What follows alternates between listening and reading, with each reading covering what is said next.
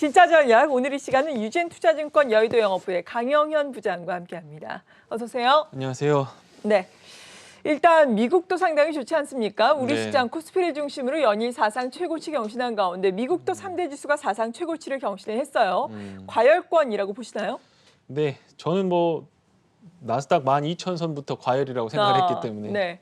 어쨌든 지수가 올라가는데 삼성전자, 하이닉스 제가 경험은 짧지만 삼성전자하고 현대차가 저렇게 한꺼번에 들어 올려지는 경우는 많이는 없었습니다. 지금 제가 그런 지표들은 보지 않은데 볼린저 밴드라고 확률 통계를 이용해서 어디 수준에 와 있는가라고 하는 거, 그 변동성을 얘기했을 때 예전에 그 팬데믹이 터졌을 때는 밑에 방향으로 엄청난 변동성이 생겼고 지금은 윗방향으로 변동성이 생겼습니다. 그거를 세팅을 할 때 2시그마로 세팅을 하는데 저는 3시그마로 세팅을 해놓고 변곡점을 보고 있는데 네. 윗방향으로 3시그마에 도달했다라고 하는 거. 그게 어떤 뜻인가요? 그러니까 평균적으로 대한민국 시장에 큰 이벤트가 없는 네. 이상 거기에 참여하는 사람이나 유동성 자체는 정해져 있습니다. 그러니까 위로 갔다 아래로 갔다 하는 폭들 진폭이라고 볼 수 네. 있는 거죠. 그거를 평균을 내보면 평균값에서 표준 편차가 얼마나 벌어지느냐 그런 거거든요. 아, 지금 표준 편차가 많이 벌어졌다. 네, 예. 2시그마 정도면 95% 신뢰 구간은 그러니까 100일 거래가 되면 95일은 그 안에서 논다라는 거죠. 네. 3시그마가 되면 IMF, 서프라임, 팬데믹 이런 것들 아니면 99% 안에서는 그 안으로 들어가는 건데 네. 지금은 거기를 뚫고 바깥으로 가고 있다는 건데 아. 좋은 방향으로 가고 있으니까 예, 다행이죠. 못 느끼는 거고 굉장히 예. 좋은 건데 어떤 부분에서 봐서는 이렇게 좀 뭔가 좀 공허하다 이런 생각을 드실 수도 있습니다. 삼성전자, 네. 현대차로 많이 사신 분들도 있겠지만 그렇지 않은 분들은 조금 타이밍을 기다려 보셔야 된다라고 하는 거 그겁니다. 어쨌든 유동성 회수 관련된 부분이 월스트리트의 가장 중요한 핵심 포인트로 등장하고 있습니다. 금리라고 하는 부분이 가장 키포인트라고 하는 거죠. 유동성 장세였기 때문에 유동성 회수 언제 할 거냐가 초미의 관심이 될 거다라는 거고 FOMC 의장들이나 이런 분들이 가끔 가다가 이거 이렇게 가다 물가 때문에 안 되겠는데 라고 하지만 연준 의장은 우리가 충분히 회수할 타이밍을 얘기를 미리 다 하고 돈 뺄 때는 뺀다라고 얘기할 테니까 걱정하지 마라고 안심을 시키고 있는 상황입니다. 네. 지금 대통령 취임하기 전에 내일 모레 취임하는데 거기서 돈 뺄 거야라고 얘기는 안 할 거라는 건 그건 상식적으로 맞는 얘기고 그 뒤에 어떻게 될 건가라는 거에 대비해야 된다라고 하는 겁니다. 과열 징후가 뚜렷하다라고 하는 것이 바로 하락을 얘기하는 것은 아니다라고 하는 건 그동안 지켜봤던 얘기고 차트를 하나씩 보면서 말씀을 좀 드리겠습니다. 이게 이제 10년물 브레이크 이븐 레이트라고 하는 건데요. 이게 쭉 이제 올라가는 것들을 보실 겁니다. 이거 쉽게 얘기해서 지금 국채 수익률은 10%입니다. 근데 이게 2%를 넘어갔거든요. 2% 넘으면 뭐냐면 10년 동안 앞으로 10년 동안 10년물 국채가 손해를 안 보려면 2%는 받아야 된다라고 하는 겁니다. 그런데 지금 1%거든요. 그러니까 결론적으로 얘기하면 물가가 2%대에서 장기적으로 10년 동안 맞춰질 건데 지금 국채 수익률은 10%니까 이게 본전이 되려고 하면 2%까지 국채 수익률이 끌어올려져야 된다라고 하는 겁니다. 그렇기 때문에 조금 있으면 국채 수익률 오른다라는 걸 얘기하고 있는 겁니다. 요게 이제 비트코인 가격입니다. 네. 이거 1억 하나당 1억씩 간다라고 하는데 제가 이거 30불에 살 기회가 있었거든요. 아, 네. 네, 근데 몇 년 전인가 네, 봐요. 몇 년 한참 됐죠. 예. 30불에 살 기회가 있었는데 땅을 치고 후회를 하고 있습니다. 어쨌든 좋은 기회인데 공부를 많이 해야 되는 건데 그거에 대해서 잘 모르니까 어쨌든 유동성 일로 갔다는 겁니다. 옛날 같으면 달러 인덱스가 이렇게 쭉 빠지는 상황에서 신흥국들로 들어갔는데 신흥국들을 들어간 이유의 핵심은 뭐냐면 원유 때문입니다. 원유가 수요가 늘어날 거를 알기 때문에 달러가 빠져나와서 원자재를 계속 몰빵하는 과정에서 원자재의 핵심인 원유를 들어 올린 거죠. 그런데 미국이 지금 원유를 굳이 들어 올릴 필요가 없는 거죠. 신재생도 있지만 자국 내에서 원유를 생산하고 있기 때문에 저쪽 가서 중동에다가 투자를 할 필요가 없는 거고 중동에다가 건물 지어주고 스마트폰 팔고 자동차 파는 한국도 그렇게 크게 메리트가 없었다라고 하는 부분이 네. 지금 흐름이었다라고 하는 겁니다. 조금 깨졌죠. 지금 바뀌고 있는 상황인데. 자, 그럼 물가가 오를 거냐 안 오를 거냐라고 하는 거. 지금 여기 보시면 네모 박스권입니다. 이게 지금 팬데믹 터졌을 때 지금 수준이에요. 브렌트유가 지금의 절반이었습니다. 지금 56불인데 그때 한 20, 30불 정도 되고 있습니다. 구리 가격도 마찬가지거든요. 2.3불, 2.4불 하다가 50% 정도 올랐습니다. 그렇죠. 3.6불입니다. 콩 선물입니다. 콩. 우리가 뭐 식용유도 뽑아 먹고 그 뭐 돼지도 키울 때 뭐 사료도 수입하고 하는 그 콩입니다. 그거 지금 900불 정도 하다가 50% 올랐습니다. 네. 자, 상식적으로 얘기해서 어떤 물가라고 하는 것은 전년 대비 얼마 이렇게 되는 거거든요. 그러니까 50이었다가 5만 올라도 10% 오르는 거고 100이었다가 10이 올라도 110해서 10% 오르는 겁니다. 이건 퍼센티지 단위이기 때문에 100% 올라갈 수밖에 없다라고 하는 겁니다. 그럴 수밖에 없죠. 뭐 콩선물도 올랐고 뭐 식료품 가격 올랐지. 거기다가 뭐 원유 가격 올랐지. 구리 가격 올랐지. 그런데 물가는 멀쩡하다. 유동성은 유지될 거다라고 네. 하는 게 상식적으로 맞느냐라고 봤을 때 저는 그렇게 베팅하고 싶지는 않다라고 하는 거. 그게 지금 미국 시장을 보는 제 핵심적인 어떤 생각입니다. 네, 그렇군요.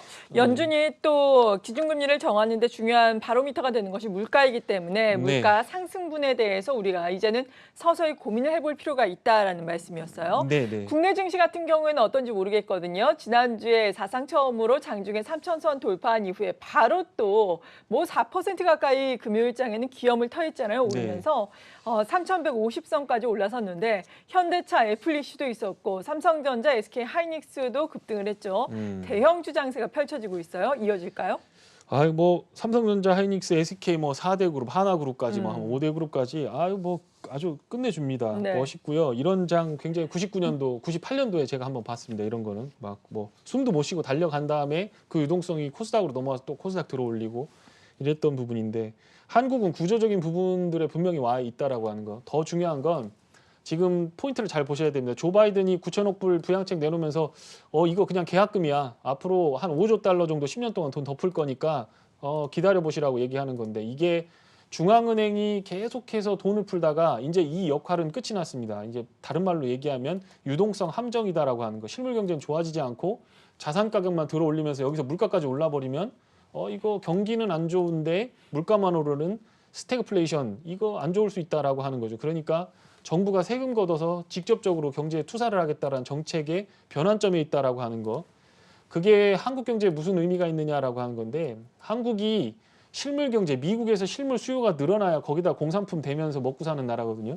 근데 그런 쪽에서 봤을 때 우리가 오히려 한국에 있는 돈을 빼서 미국에 있는 테슬라를 사고 애플을 사고 그렇게 해서 자산 가격을 불리는 것 말고는 딱히 경제가 좋아지는 게 없었는데 신재생 에너지라든가 미국의 직접적인 경기에 투자하는 부분들, 경제를 살리기 위해서 콘크리트, 시멘트부터 개기 시작하고 거기에 중장비 나르기 시작하면 한국에 있는 업체들이 수혜를 볼 수밖에 없는 상황인 거다라는 거고 제조업 기반이 탄탄한 상황에서 그동안 경쟁자였던 중국이 밀리는 거죠. 너 중국 오지 마. 네 거 안 쓸 거야 라고 하는 상황에서 그러면 물건은 필요한데 어디서 될 거냐라고 했을 때 한국, 일본, 독일 니들 거 가져와 라고 하면서 그쪽을 강화할 가능성이 있다라고 하는 겁니다.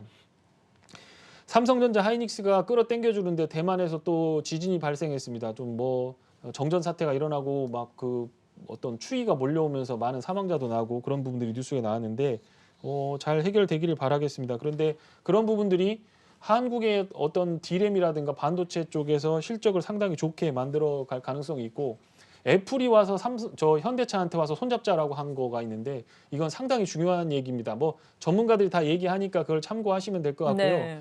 그렇다면 현대차의 어떤 기술 때문에 얘들이 왔느냐? 여기에 투자 포인트가 있다라고 생각이 듭니다. 그래서 단기적으로 봤을 때 애플이 먼저 선제적으로 와서 손을 쓴 것뿐이지 애플 안 왔으면 테슬라든 구글이든 아마존이든 와서 손을 잡자고 했을 가능성이 상당히 높다라고 하는 거. 그렇기 때문에 이게 꽃놀이패를 가지고 치는 거에 대한 어떤 신호로 보시는 게 맞는 것 같고 요것만 볼 거냐. 뭐 중장기부터 시작해갖고 조선도 마찬가지입니다. 배들 돌아다니는데 니들 자꾸 그 벙커시유 떼가지고 그 들어온 물 우리 연안에다가 자꾸 뿌리고 그러면 어떤 생태계도 파괴되고 냄새도 나고 안 좋으니까 전부 LNG 추진체로 바꿔라고 하는데 LNG 추진체를 잘 만드는 나라가 저기 옥포만부터 시작해서 우리나라 조선소가 그런 것들을 잘하고 있고 그거에 대한 어떤 신뢰를 갖고 있기 때문에 그 배가 30만 척이라고 합니다. 그런데 그것들을 꾸준히 바꾼다라고 한다면 이런 쪽도 좋고 조선이 살면 어떤 철강이나 이런 부분들도 좋아질 수 있다라고 하는 거. 그래서 어쨌든 간에 지금 국내에서의 어떤 유동성, 은행에 있던 예금 털어가지고 주식 사고, 그것도 와서 막 투기 주식들 잘 안 합니다. 삼성전자, 하이닉스, 현대차로 막 지금 사고 있는 상황에서 네. 이런 것들이 떡 받쳐주니까 지수는 오히려 위쪽으로 빠지면 또 가려고 하는 습성들을 보일 가능성이 있다라고 하는 거고요. 신재생 에너지 부분, 그 다음에 우리가 제조업 부분에 있어서 하이테크가 끌고 올라가는데 그 손발을 역할하는, 머리에서 어떤 구상을 한 거를 손발이 움직여야 되듯이 미국에서 플랫폼으로 짜고 신세계에 대한 비전을 제시하고 그걸 플랫폼 업체들이 고스란히 뭐 주가로 어떤 스카이라케팅을 했는데 그 부분을 이제 자세하게 디테일하게 자동차는 어떻게 만들고 요걸 가지고 대량 생산을 해서 단가를 어떻게 낮춰서 전 세계에 뿌려라라고 하는 작업들을 해야 되는 상황에서 한국이 중심에 있는 것 같다라는 생각이 들고요. 그렇기 때문에 조금 지수에 대해서는 조금 뭐 빠진다라고 하면 기다렸다 살려고 하는 사람들이 많을 거다. 네. 이렇게 좀 정리를 해드리면 될 것 같습니다. 아직까지는 상승 에너지가 크다라는 말씀이신데 네. 그렇다면 어떤 종목을 사야 할지가 무엇보다 중요한 시장입니다. 저희가 지금 계속해서 종목을 이 시간을 통해서도 제시를 해드리고 있는데 종목들의 수익률이 상당히 좋아요. 삼성전기 같은 경우에는 12월 중순에 제시해 주신 이후에 지금 20여%의 수익률이 나고 있고요. SK도 상당히 좋고 그리고 앞타바이오 같은 경우에는 지난 한 주 동안만 뭐 수익률이 지금 30%가 넘어섰거든요. 네. 어떤 종목들 좀 자세하게 짚어볼까요? 기존에 있던 종목 가운데. 네, 종목들 기존에 있는 것들 네. 오늘 반도체가 정전 때문에 아마 좀 영향이 있을 겁니다. 좋을 걸로 보이시는 거죠? 3, 4개월 앞으로 3, 4개월 정도 회복되는데 뭐 얼마나 걸릴지 모르겠지만 정전이 되게 되면 그 웨이퍼부터 시작하고 다 청소 다시 해야 됩니다. 그래서 그거 다 빼내고 다시 청소하고 가동을 하려면 시간이 걸리기 네. 때문에 비메모리 쪽에 조금 잘 보시면 될 것 같고요. 좀 삼성전기나 뭐 SK 이노베이션 여기 지금 대형주 중에서 LG전자 갖고 LG화학 이제 상장할 거고 배터리 관련된 거 이노베이션 저기 SDI 갖고 그러니까 이노베이션 요거 LG화학하고 문제만 해결되면 화학 사업부 떼고 배터리 사업부만 한다고 해도 앞으로 5년 있으면 지금은 SDI가 2위지만 요거 뒤집어지거든요. 그러면 LG화학의 3분의 2 정도까지 캐파가 끌어당겨집니다. 지금 배터리 없어서 못 파는 상황이기 때문에 그 문제만 해결된다라고 한다면 요 주식은 좀 더 갈 수 있으니까 좀 보시고요. 결론적으로 얘기하면 삼성전자든 뭐든 어쨌든 수혜를 보게 되면 삼성전기의 실적은 꾸준하게 좋아지기 때문에 네. 드라스틱하게 오르진 않겠지만 보시는 분들은 한번 잘 보시면 될 것 같습니다. 아까 뉴스에서 나왔던 JP모건 컨퍼런스 관련된 부분에서 면역세포 치료제라든가 그다음에 뭐 아직 먼 얘기입니다. 앞으로 10년 정도는 돼야 요 제품들을 가지고 맞고 범용화 제품을 사용할 수 있을 겁니다. RNA 관련된 부분은 꾸준하게 보시면 될 것 같고요. 지난번에 말씀을 드렸던 건자재 이거 안 오르고 있습니다. 뭐 5G 중에서 인탈리안 테크는 많이 올랐는데 이거 이노와이어도 좀 안 오르고 있고 그다음에 한샘이나 현대 리바트 안 오르고 있는데 정부가 공급 정책을 선회를 하고 있는 거 이게 보궐선거 전까지만 이 트릭을 쓰는 건지 아니면 그때 돼서까지 전반적으로 이거 정책 완전히 변해서 공급량을 늘릴 건지에 대해서는 판단할 필요는 있습니다. 그런데 실제로 실적들은 상당히 좋아지고 있습니다. 그러니까 실적 좋은데 가지고 있다가 기다렸을 때 못 먹을 가능성은 뭐 한 20% 정도밖에 안 됩니다. 그러니까 10건 중에서 7, 8번은 먹을 수 있기 때문에 이런 것들은 잘 보시면 될 것 같고요. OLED 관련된 거는 지금 뭐 나오진 않는데 가장 중요한 건 그겁니다. 배터리로 간다라고 하는 거는 전원이 계속적으로 공급이 되지 않기 때문에 그걸 네. 절약해야 됩니다. 거기에 기술적 포인트가 있거든요. 똑같이 전원 버튼 하나를 누르더라도 요게 잘 꺼지고 전기를 덜 먹게끔 하게끔 해야 되는 겁니다. 그러니까 파워 매니지먼트 관련된 부분의 반도체라든가 시스템이 상당히 중요해지고요. 또 디스플레이가 대체적으로 전원을 많이 먹습니다. 그러니까 LCD로 하느냐 OLED로 하느냐 눈으로 봤을 때는 이게 뭐가 더 좋은지 잘 모르고 어떤 면에 봤을 때는 LCD가 더 밝으니까 좋은데 전기를 먹는 부분에 있어서 OLED를 안 쓰면 안 된다는 겁니다. 자동차도 전부 디스플레이 전원 장치들이 다 들어가 있는데 내비게이션부터 시작해갖고 지금은 발전기 휘발유를 떼서 얼마든지 전원을 계속 공급해주기 때문에 전기를 많이 먹든 말든 그냥 갖다 붙이고 싸게만 붙이면 되는데 이제는 아주 고화소의 주파수 대역의 5G 기가헤르츠에 잘 적응되는 전기를 덜 먹는 쪽의 디스플레이가 대세가 될 수 있고 그렇다고 하면 이쪽도 큰 수혜가 될 수 있기 때문에 당장 이번 주에 오를 거냐 그건 잘 모르겠습니다. 그런데 내년까지 들고 가보면 큰 수익은 날 수 있겠다 이렇게 좀 생각이 들고요. 이런 쪽으로 한번 잘 살펴보시면 뭐 큰 무리는 없을 것 같다. 뭐 여기 TK 케미칼이나 이런 것들은 잘 올라가고 있으니까 화학주들도 뭐 끝까지 보시면서 대응을 해보시면 될 것 같습니다. 네, 이 밖에도 이번 주에 새롭게 관심을 가질 만한 섹터나 종목이 있다면 어떤 게 있을까요? 네, 어쨌든 종목에 대해서 대응을 해드릴 수밖에 없을 네, 것 같고, 그렇죠. 예, 여기서 뭐 윗방향으로 레버리지를 쳐라 그런 건 아닌 것 같고, 오히려 슈팅이 나오면 저는 커버를 좀 치는 게 나을 것 같다. 너무 네. 빠르게 올라왔기 때문에 좀 그럴 것 같다는 생각이 들고요. 오늘 내일 이번 주가 아무래도 대형주 쪽에서는 분기점, 변곡점이 될 가능성이 있어 보인다라는 생각이 개인적으로 트레이딩을 하면서 들었습니다. 이라이콤에 대해서 이라이콤이라는 종목 갖고 왔는데요. 요거 백라이트 유닛, 여기 지금 노트북에 보면 이게 화면을 보는데 요 뒤에는 전구가 들어가 있습니다. 그게 화면을 비치기 때문에 그 빛을 보고 저희가 이걸 볼 수 있는 거거든요. 네. 그래서 백라이트 유닛이라고 하는 건 모든 모니터나 TV에 들어가 있는 겁니다. 이거 OLED에는 필요 없는 거기 때문에 한물 간 겁니다. 그런데 아직까지도 LCD라고 하는 거는 산업이 건재해 있는 상황에서 경쟁업체들이 죽어나가면서 얘가 수혜를 좀 많이 받았다라고 하는 거고요. 그런데 요 밑에 자회사가 비메모리를 하고 있습니다. 8인치인데 대만 정전 났잖아요. 그런데 그런 쪽에서 장비를 공급하고 있기 때문에 이런 상황에서 한국 업체들이 증설을 한다든가 대만 좀 힘드니까 우리가 좀 이렇게 좀 해보자라고 할 때 수혜를 받을 수가 있기 때문에 자회사 모멘텀으로 한번 보시면서 투자를 해보시면 될 것 같고요. 팅크웨어라고 하는 종목 금요일 날 좀 많이 올랐는데 이게 블랙박스 업체입니다. 아이나비 블랙박스 내비게이션 이런 것들을 하는데 쭉 올라가다가 한번 쭉 빠졌습니다.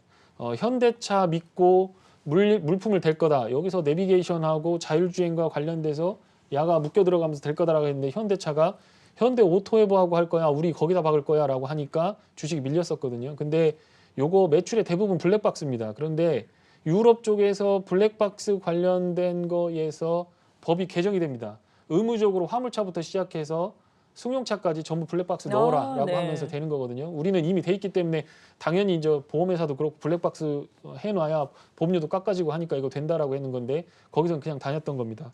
글로벌 추세가 될 가능성도 있고 일본, 싱가포르, 동남아 이런 쪽에서 이런 부분들이 나올 수가 있고요. 현대차하고도 조율을 하고 있는 상황입니다. 그러니까 지금은 다른 큰 거 볼 필요 없이 현대차, LG전자 쪽에 밑단에서 서브로 대고 있는 업체들을 잘 보시면 그 5배, 10배짜리가 나올 가능성이 있습니다. LG전자 모터 제일 잘 만들고 배터리 잘 만드는 LG화학 있죠. 현대차 인율모터라고 하는 거 있습니다. 바퀴 자체의 모터를 구동을 하기 때문에 우리가 생각하는 정말 그 하이테크한 어떤 자동차의 움직임을 만드는 것들에 최초로 적용을 한 업체입니다. 모르고 있지만 현대모비스가 그거 하고 있거든요. 그 밑단에서 제품을 대고 제조업단에서 어떤 생산 단가를 낮출 수 있는 기술력이 있는 기업들을 잘 보시고 그것과 함께 간다라고 한다면 지금은 당장은 애플이겠지만 25년에 낸다, 27년에 낸다 중요한 게 아닙니다. 애플이 와서 손을 내밀어서 나랑 같이 가자라고 한 게 중요한 거고 이 공장 캐파는 애플만으로는 채울 수가 없습니다. 현대차 자기 것도 만들 거고 어딘가 다른 데 와서 또 채워달라고 할 겁니다. 그렇게 되면 어떤 부분에서 이쪽 자동차 쪽은 상당히 큰 모멘텀을 받을 수 있기 때문에 그쪽을 한번 잘 보시면 될 것 같습니다. 네, 그렇군요. 유망 종목까지 제시 들어봤습니다. 유진투자증권 여의도 영업부의 강영현 부장이었습니다. 고맙습니다. 고맙습니다.